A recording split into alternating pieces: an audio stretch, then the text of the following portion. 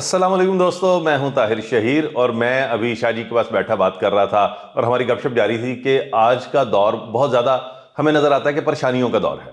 लोग छोटी छोटी बातों पे छोटी छोटी उलझनों के साथ ज़िंदगी गुजार रहे होते हैं, तो हंसने के मौके कम हो गए हुए हैं। तो हमें ढूंढने चाहिए हंसने के मौके।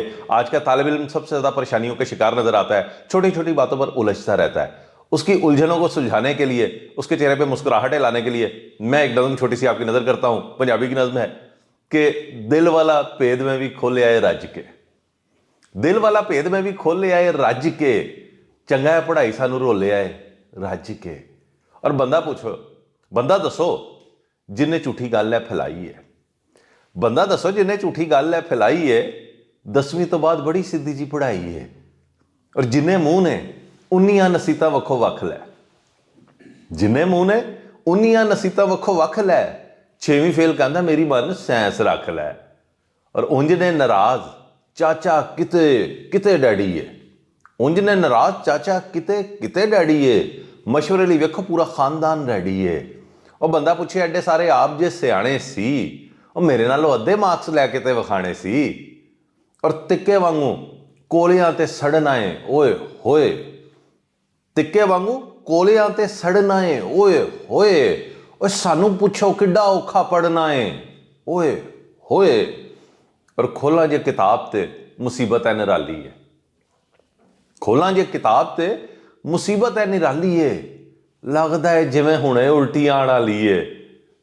और सोच के कैमिस्ट्री दा दिल मत लांदा है, सोच के कैमिस्ट्री दा दिल मत लांदा है, मैथ खोला नाल ही बीपी हाई हो जाता है। और कसमें जे एक भी जवाब कदी रल जाए, कसमें जे एक भी जवाब कदी रल जाए, और मैथ जिन्हें कढ़े आए खबरां च गल जाए।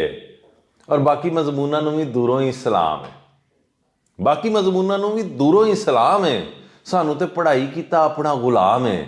वेखिया नहीं वड्डा मैं सियापा अंग्रेजी तो, वेखिया नहीं वड्डा मैं सियापा अंग्रेजी तो, जदों भी ये चढ़िया कुटापा अंग्रेजी तो।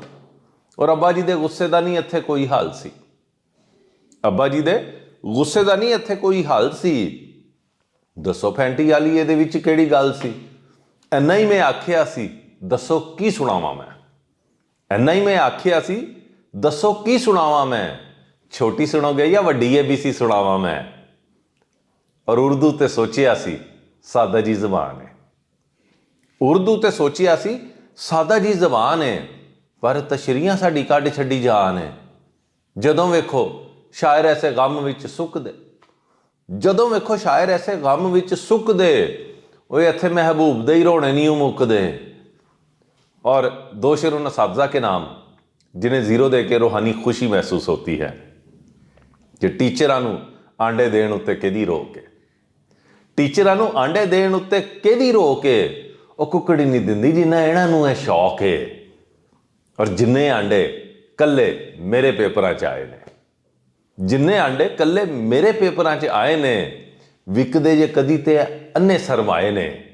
और आंडा भी ते आ ही जांदा, एडा केड़ा मेहना है, आंडा भी ते आ ही जांदा, एडा केड़ा मेहना है। और हुण ते पराठा नाल दिओ जे देना है। और डेली फेर नाश्ता रिपीट होना चाहिए, डेली फेर नाश्ता रिपीट होना चाहिए। मज़ा तो आए बंदा पूरा ढीठ होना चाहिए। बहुत शुक्रिया।